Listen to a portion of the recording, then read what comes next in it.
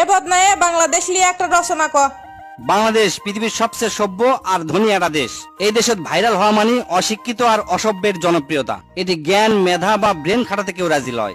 এই ভাইরাল হওয়াকে সফলতা মনে করে মাথা মোটারা। এই দেশত সরকারি হাসপাতালত ডাক্তারের জন্য একটা অ্যাসিস্ট্যান্ট হওয়া হয়, আবার ওই অ্যাসিস্ট্যান্টের জন্য আরেকটা অ্যাসিস্ট্যান্ট হওয়া হয়, এবং মেডিকেল কলেজে ছাত্রকদের চিকিৎসা করানো হয়। এটকার ছোলপলেরা স্কুলত যাওয়া বাদ দিয়ে মিছিল মিটিং যায়। এরা বড় হয় ডাক্তার ইঞ্জিনিয়ার লয়, এরা বড় হয় পাতি নেতার অ্যাসিস্ট্যান্ট হবার চায়। এই দেশত স্কুলের স্যারের কাছে প্রাইভেট না পড়লে ছাত্রকে জীবন তেনা তেনা করে ফেলে দিবি। 100 মার্ক পেলেও ইচ্ছা করে ভুল বার করে 80 নিচে নিয়ে আসবি। এই দেশত কাউকে টাকা ধার দিলে জীবনেও সে টাকা ফেরত পাওয়া যাবে না। এই দেশের বেটি ছেলেরা তাকে বয়ফ্রেন্ড হোক জানু মানু কলজার টুকরা এল্লা কয়া যৌবনটা শেষ করে ফেলে দেয়, আর বিয়ে করার সময় 65 বছরের টেকালা আঙ্কেল লোক বিয়ে করে।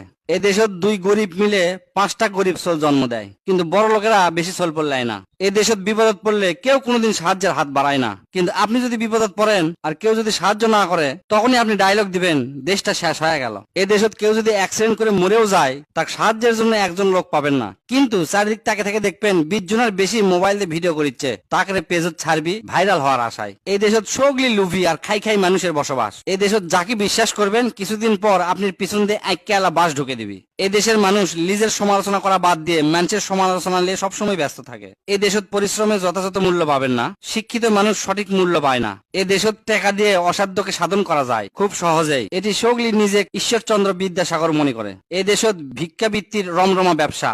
এই দেশত কেউ কারো প্রতি সহানুভূতি দেখায় না। এই দেশের মানুষ বাসত থেকে সগলি বাড়ির গেটত নাম্বার চায়, কিন্তু অন্য কেউ নাম্বার চাইলে পিছন থেকে চিল্লে ওঠে, বাস কি আপনি টাকা দিয়ে কিনে লিছেন নাকি যে বাড়ির সামনে নামবেন? এই দেশত 100 টাকা স্কুলের বেতন দিবি না, কিন্তু সেই স্কুলের স্যারের কাছে আবার 2000 টাকা দিয়ে প্রাইভেট পড়াবি। এই দেশত নিজের সোল দোষ করলে সেটা দোষ মনে হয় না, কিন্তু মানুষের সোল যদি দোষ নাও করে তাও দোষ খুঁটে খুঁটে পুরো এলাকা সরে বেড়ায়। এই দেশত কেউ যদি একবার টাকা আলা হয়, সেই টাকা এই দেশত আর তাই থুবার চায় না, সুইজারল্যান্ডে সব টাকা পাঠিয়ে দেয়। এই দেশত যদি কোনো কিছুর দাম বাড়ে, তাহলে মানুষে কবি এত দাম, দেশটা রসাতলে চলে গেছে। আর ওই জিনিসের যদি দাম কম নেওয়া হয়, তাহলে কবি এত দাম কম কে?